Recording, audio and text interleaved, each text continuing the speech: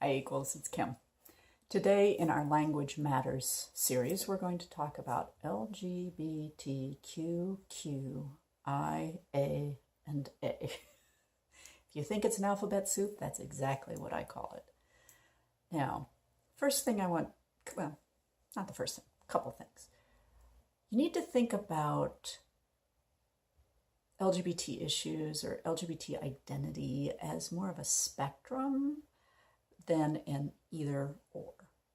So that's the first thing that we need to come to terms with, that people aren't either heterosexual or homosexual, but that there is a spectrum from one to the other that people exist on somewhere. That's the first thing. Second thing is that there is probably an official identity, kind of legal category, going back to the SOGI stuff we've talked about before.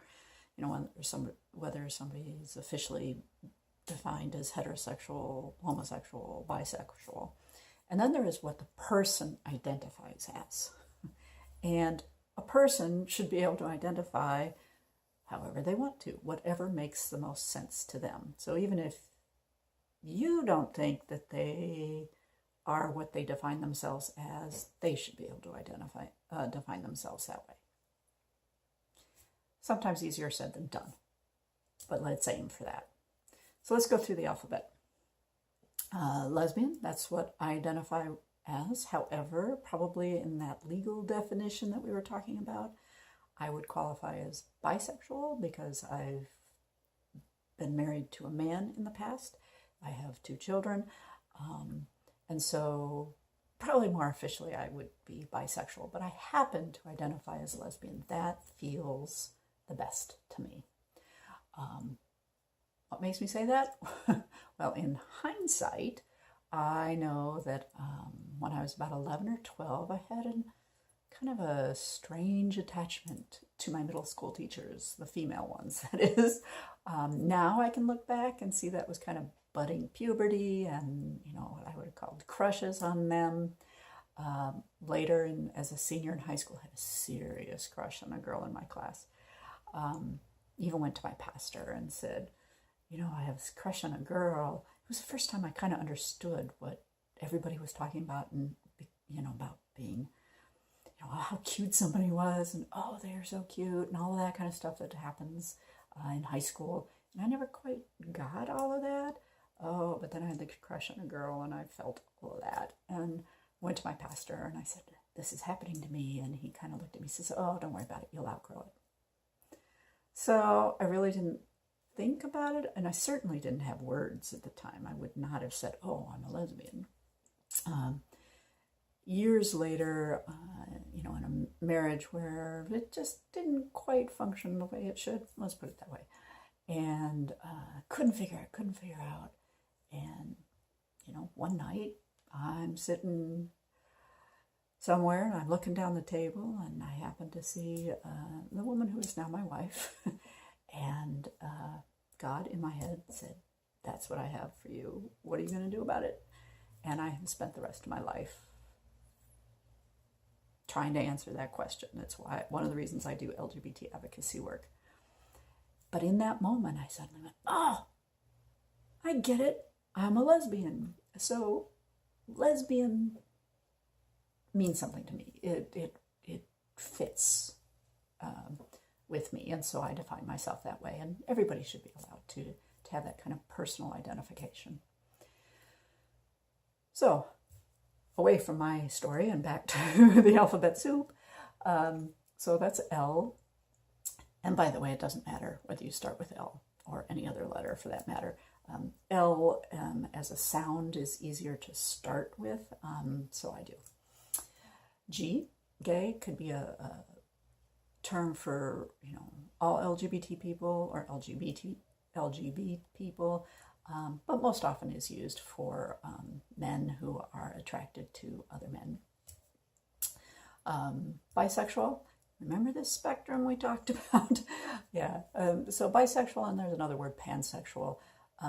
kind of indicates that you don't think necessarily in terms of the binary, that either you're man or you're woman, but you're just sort of attracted to people anywhere on that spectrum for the most part. Like I said, there's a lot of nuances to these words that I'm not going to go into. Just don't have enough time. Lesbian, gay, bisexual, transgender. A transgender person is somebody whose sex assigned at birth, the M or F on their birth certificate, doesn't match who they grew into and who they know themselves to be in their brain. LGBTQ. Even I get confused. So there's two Qs. One could be queer. It's a term that a lot of younger people are using now because, lesbian, gay, bisexual, transgender may have negative connotations to them historically, and so they choose to identify as queer, or those other terms, LGBT, just don't seem to fit them, and they will choose to identify as queer. That's up to them to do. I wouldn't use the term queer unless you're certain that the other person identifies that way. There's still a lot of us of a certain generation who remember some really nasty games that were played and names that we were called as young people. So use queer carefully. The other one is questioning. This allows folks who aren't quite sure yet, and this would be natural for a young person. None of us as young people are absolutely certain about who we are and our identity. That's part of being a young person, is developing that. And so it allows young people to have a space in the community without actually having to commit to their role in the alphabet soup, for lack of a better term. So LGBTQQI, intersex. So intersex folks are people whose genitalia at birth was didn't quite fit the norms of that the medical community has determined for male or female. And it may actually be something that a person discovers much later on, like in life, that they've got some sort of internal gonads that don't match their external. And this actually happens probably a lot more than we think. And places like Nationwide Children's Hospital and Cincinnati Children's Hospital all have clinics that help folks in this situation, as well as transgender young people. Intersex, AA. So one of those A's stands for ally. This would be a straight or heterosexual cisgender person who is supportive and wants to help LGBT folks whatever way that they can.